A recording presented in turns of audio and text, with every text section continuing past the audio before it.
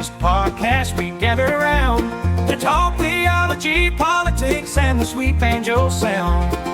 Kevin Thompson leads the way, teacher and preacher too. With a men's quartet, the harmonies ring true. Gather around the mic, let's find our way, singing praises, strumming banjo strings all day. Amputated Baptist podcast, where we all belong. Join the harmony, let it carry us along.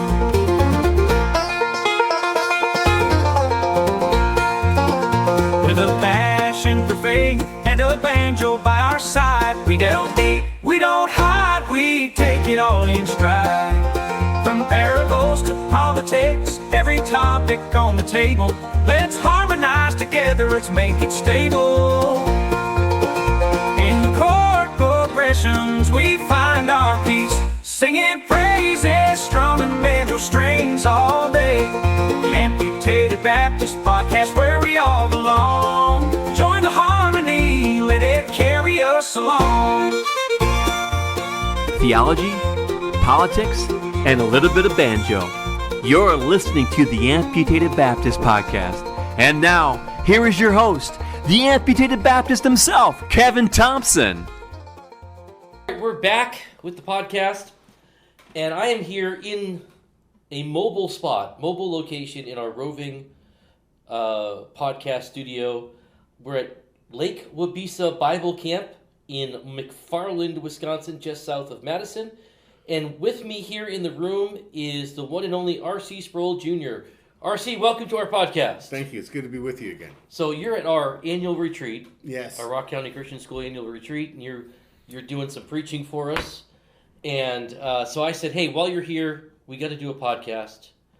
And since I'm monopolizing all of your time while you're here and practically killing you with a schedule, I thought, what's one more? What's thing? one more? What's one Absolutely. more? You know, so... you treat me like a red-headed mule. Yeah. All right, so I thought with you here, you've written many, many different books, including biblical economics, and you have, I want to say new, but I'm getting old because everything seems new to me. This is several years old now. You've got a curriculum, Economics for Everyone. Correct. And it's not new. It's not new. But it's still true. Yes.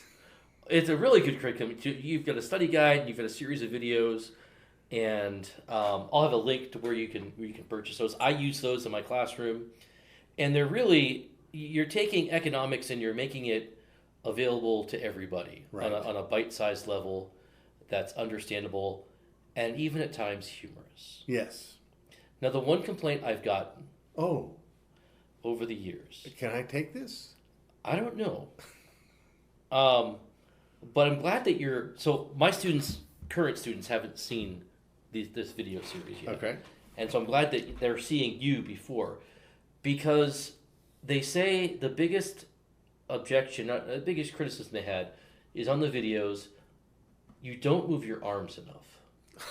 You only move your hands. Right, yeah. And so you don't move your arms enough, and that irritated a few students last year. I'm sorry to hear that. So, I wish there was something I could do about it. I have spoken with the producer about the potential of doing a new series based on my book, Tearing Down Strongholds. And if that should ever come to fruition, I will be sure to look like a one-armed paper hanger with two arms. Speaking of Tearing Down Strongholds, Yes.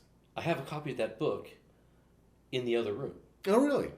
And the problem with that book is it's not signed. Oh, I can fix that. So no problem. I'm hoping we can fix that. And I'll have to move my arm to do it. Okay, so what I want to talk to you about is what everyone seems to be talking about right now. One of the number one issues, I think, facing our country, and that's inflation. Uh-huh. And typically when we talk about inflation, we're just talking about the fact that it's costs more money to buy what I need. Right. When I go to the grocery store, it costs more money. When I go to the gas pump, it costs more money. And everyone's worried about inflation. But I don't feel like everyone understands what inflation actually is. Right. So that's why you're on the podcast, to clear things up. So tell us, What are we talking about inflation? Define that for us. Well, before I define inflation, let me take some time to first help people understand what money is. Okay. Because people have a propensity to see money as wealth. Right. So the more money we have, the more wealth we have. Yeah. But the reality is that money is not wealth. Money is a store, not a place you go shop, but something that holds something. Right. A store of value. Okay? It is a store of value so that it holds the value of something. Now, when you look at the whole economy, if you could somehow add together every product created by that economy, every product for sale in that economy, every service available in that economy, and add that all up and divide it by the number of paper dollars chasing those goods and services, you're gonna come up with a finite number. Okay, the way I help people understand it, well, I'll get to that in just a second. Sure. So, if you don't increase the amount of goods and services, but you do increase the number of dollars, you don't increase the wealth at all. You simply change the math for the value of the dollar. Think of it this way. If tomorrow we were to wake up and I almost said President Biden. I can't imagine. Someone from Washington stands up and says, look, we've heard your complaints about inflation, and here's our solution. You have a blanket approval from us here in Washington. We want everyone to take every single dollar bill they have and feel free to add 5 zeros to each one of those. So now your $1 bills are now all going to be worth $10,000. All right, so when Senator Sanders says that...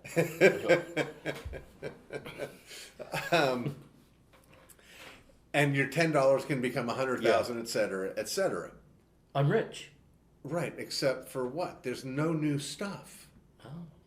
Everybody has now, thousands of times more dollars chasing the same amount of goods and services.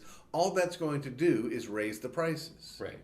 Now, the way I, again, make it smaller, bring it down to scale, the way to really understand what seems so mysterious and large, because we're such a massive country with such a massive economy, and we're dealing with these bizarre, massive trillions numbers, is to shrink it down. Imagine you have an economy. I call this economy the economic illustration economy. Okay.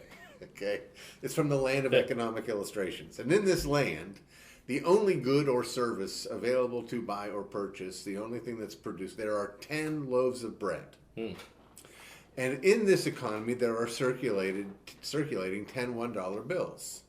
Now, I don't want to challenge you too much, but if there's 10 loaves of bread and there's 10 $1 bills, there's no other goods and services, there's no other money, how much is a loaf of bread? So there are 10 loaves of bread and $10 bills. So I would assume a $1 bill could buy a piece of a loaf of bread. One loaf of bread. One loaf of bread per dollar. Exactly right. I was not aware there was going to be math. Yes. In this, but okay. It's really simple math, and I hope it shouldn't scare anybody off. Now suppose that Kamala Harris is on an airplane. She's flying over this land of economic illustrations, and she drops down 10 fresh new dollar bills into the economy. Now there's $20 bills chasing 10 loaves of bread. How much is a loaf of bread? So now there's 10 loaves of bread still, but now there's $20 bills. So there's $20 bills. Mm-hmm. So it's going to cost more money. Yeah, it's going to cost $2. It's going to cost double the price. Yeah, exactly. Now, you may think to yourself, well, what's the big deal? No harm, no foul, right? Yeah. There's twice as much money. So that's why the price goes up to double, and no biggie. The problem is, suppose before this airplane flew over, you had $2 saved in your piggy bank. Those $2 were a store of value for 2 loaves of bread. Yeah. After the airplane flies over, it's now only worth 1 loaf of bread, or $2. You just lost, not paper. Right. You lost real bread. Yeah. And that's not a pleasant thing. And that's what inflation is. Inflation, what's inflating is the supply of money chasing the same amount of goods and services in the economy. Yeah. Which is and the reason there's more money, there aren't airplanes flying over dropping dollar bills, there are politicians out buying votes. Right. Okay, and so when you're a politician, what you want to be able to do, as hard as it may seem, is you want to be able to promise to give to your voters more than you're going to take from them. Right. So you don't want to raise taxes because nobody likes their taxes going up. You want to raise handouts because everybody likes a handout. Right. So how do you do that? Well, you do that by deficit spending. Yeah. Now, there's a number of different ways to look at deficit spending, and it can get profoundly complicated. But at the end of the day, you're borrowing / printing money in order to do this. Yeah. The scary, even more scary than the printing of the money is the mindset, given the fact that we have trillions, tens of trillions of dollars of debt, the mindset that says, well, we can afford it, or we can borrow, we're good for it because of the size of our economy. Which means when we borrow new money, that is, when the government borrows new money, its collateral is all of our wealth. Right. We're the ones that make it good. Nobody in Washington saying, I got this. Yeah. Okay. What he's saying is, I got 300 million people out there who got this. Right. Okay. And then and the other option, of course, is printing. And when you print, that's when you have inflation. Now, politically, what you want to do when that happens is blame business. Right? So that's what's happening. Exactly. We have this conversation in America about these evil price gougers. Yeah. And they're raising their prices, and it's horrible, and they're mean and terrible, and they're greedy corporate monsters. Well, every time gas goes up, and people take that same position, whether there's inflation or not, maybe there's a war in the Middle East or some other, what do they call them? One of those factories that turns oil into gas breaks down, and that causes a temporary shortage, and the price goes up, and people say, oh, these horrible, greedy gas companies and their owners are just awful. And then when gas comes down, like say, when President Trump was president, when the price of gas goes down, nobody says, aren't these wonderful people? Yeah. These sweet and generous owners of the gas companies, okay? Because when we want to blame them, we act as though prices are just determined by a person, but when things are going better for us, we think it just happens. Yeah. But it's not the way it works. Prices are determined by supply and demand, and they go up when the thing that denominates those goods and services is inflated, which is what inflation really is. And not only that, and this was the very point of it historically. It wasn't just, hey, we can give more away without having to tax as much. It's an invisible tax, and no one will be able to figure this out. That's part of it. But the actual design of inflation, because it's done intentionally, was to promote getting people to spend their money. Right. This is John Kenneth Galbraith, whose theory led to inflation, and he, during the Great Depression, said, the reason we're having so much of a problem is because nobody's buying anything. They're all hoarding their money. They're hiding it. Guys like that Kevin Thompson guy's got $2 in his piggy bank. And that's not far off. Yeah. We got to get him to spend that to cultivate demand. Yeah. Stimulate the economy. Stimulate the economy. And so now you have this perverse reason to spend more than you make. Right. Because you're going to get to pay it back with the cheaper dollars. Yeah. Right? So let's say you heard the plane coming, here comes Kamala Harris, and you know what she's done in other places, and you're expecting there's going to be $10 new raining down on you're going to go out and buy that bread right now. Yeah. And here's what's going to happen. The bread company's going to be like, man, we're doing great business. We need to make more bread. And so they invest, they build a factory, they hire new people, and that's what makes it look like, hey, things are going well. This is what Galbraith is promising. Yeah. Except, again, there's no new demand. There's no new wealth. The only Yeah. way you get more wealth is by making more stuff. Right. And so now you create more stuff, but there's no demand for it, and pretty soon people get laid off and factories get Yeah. empty, and that's the downswing of what happens with inflation. So this encourages spending, Yes. discourages Saving. Yeah, which is the exact Right. opposite of how prosperity happens. So we mentioned stimulating the economy, and things like that. So we just went through. We're on the other end, hopefully, of COVID, and we're fighting all this inflation. But just a few years previous, we got these wonderful checks in the mail Yeah, from the Republicans. from the Republican Party, right? And so, because everyone's staying at home, people aren't working, we're just going to give you money. Yeah. And we got hundreds of dollars. And so that's great.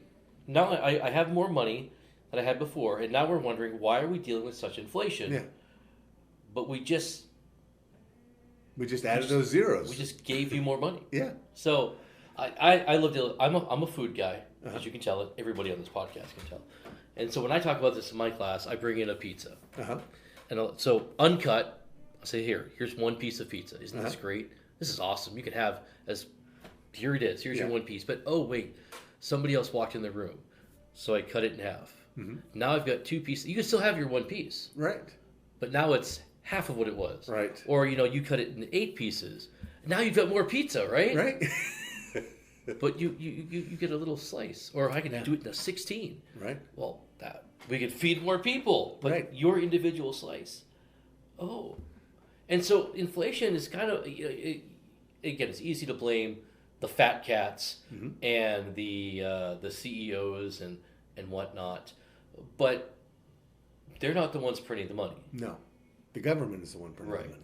So do we just shut down the printing press? Yes. In fact, you probably, maybe you're not old enough to remember, but there was a dramatic television moment years ago when Milton Friedman was doing a television series for PBS on the economy, and he asked the question, how do you stop inflation? And he's in the middle of the printing press that prints the paper dollars, and he goes and pushes the button, quite literally. So yeah, that you stop the presses.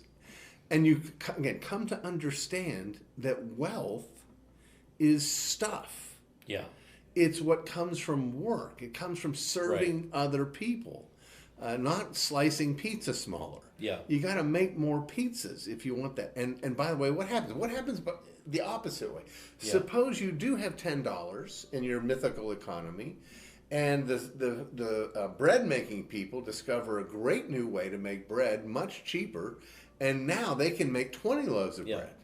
Now a loaf of bread costs 50 cents. Right. And the $2 that you had in your piggy bank is now 4 loaves of Yeah. bread. You're getting wealthier Right. while doing nothing. Yes. And harming no one. So what we want is not more paper, not more zeros, not more whatever it is you call it. And it doesn't matter, by the way, whether it's $1 or a yen or a mark or whatever it is. Although, that's again another complicated part where it gets messy, is the more you inflate, the more international markets get hip to it and say, we're not doing this dollar denomination. That's what we have going on with the nations that don't like us trying to get international deals denominated in something other than dollars. Well, we've had missionaries come and tell us, listen, you're sending all this money to us each month, even though you're not decreasing the amount.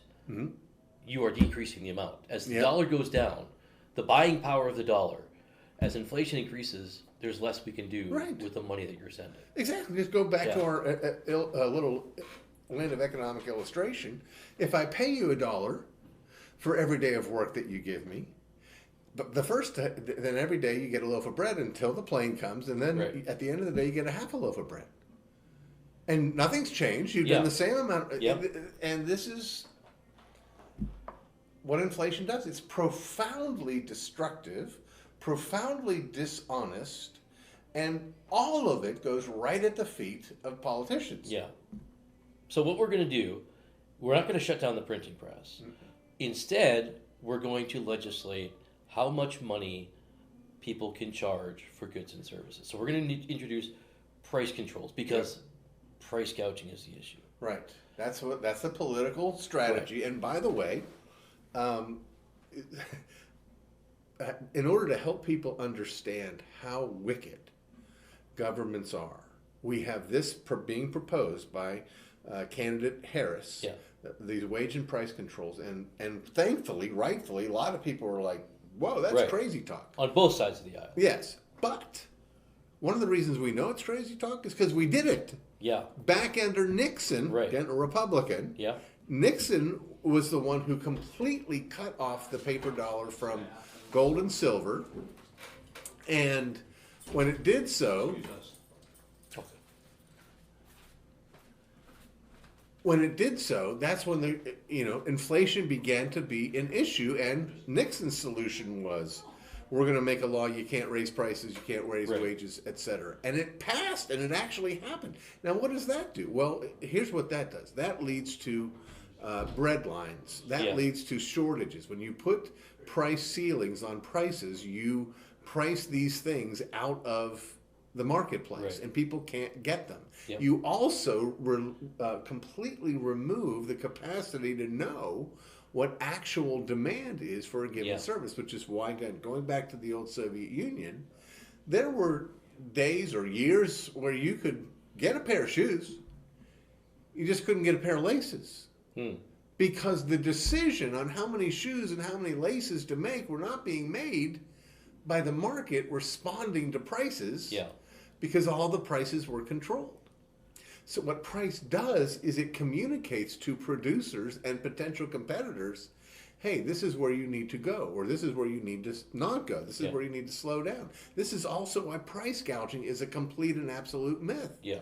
You've got a hurricane coming into New Orleans, and men come in with ice.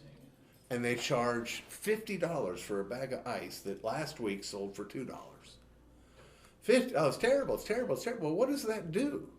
Well, that makes you think to yourself, ooh, I think I can probably get by with 2. I'm going to have to get by with 2. And maybe if I go with my neighbor and we pool our resources, we can get 2 things of bags of ice and save what we can.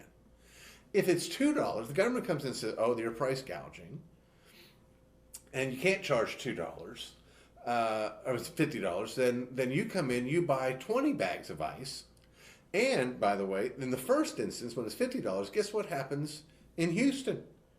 Guess what happens in Mobile? Yeah. Guess what happens in Arkansas? Every ice truck in the world descends upon New Orleans in order to get this $50 bag ice price, which drives prices down. Right. Prices are the information by which people make decisions about what to do with goods and services. Yeah. And we're starting to see some of that. There's, again, I'm a food guy. Within the fast food restaurant business, now you've got McDonald's, you've got Burger King, you've got Wendy's, all offering lower prices or lower meal deals, whatever you call them. Because people have been complaining about the price. Yeah. And not only have they been complaining, but they've stopped buying stuff. Yeah, and I would say it's 100% the latter and not the former. They don't care about the complaints. Right. They care about the non-customers. Yeah. And so because of that, it's the market driving down the price. Exactly. Which is how it should be. Amen. All right. Well, we've got to end there because we're already 2 minutes over where I wanted to be. And we've got a chapel to get to that RC is preaching. And I got to go corral some kids. Okay. But RC, thank you for joining us. And we'll check out rcsprouljr.com for the blog. Yep. And check out the Jesus Changes Everything podcast as well, which is a great podcast. You and Lisa oftentimes are on there. And, of course, we'll have links to Economics for Everyone and Biblical Economics where you can purchase those. So until next week, have a good rest of your week. And check out, of course, amputedbaptist.com where you can find all of that and so much more. And RC, I've got some gifts for you that I'm pretending to give you because I forgot to bring them over. Oh, okay. But you get the coveted Amputated Baptist podcast sticker. Okay. You get, now this is a first. You're going to get the pen. Okay. And the lanyard. Nobody else. You're the first person ever to receive all 3 of those. Wow. Awesome. So you should feel You should feel awesome. I do, and I appreciate you having me on, and have over the years every time. All right, have a great rest of your week. We'll see you next time. Singing praises, strumming banjo strings all day. Amputated Baptist Podcast, where we all belong. Join the harmony, let it carry us along.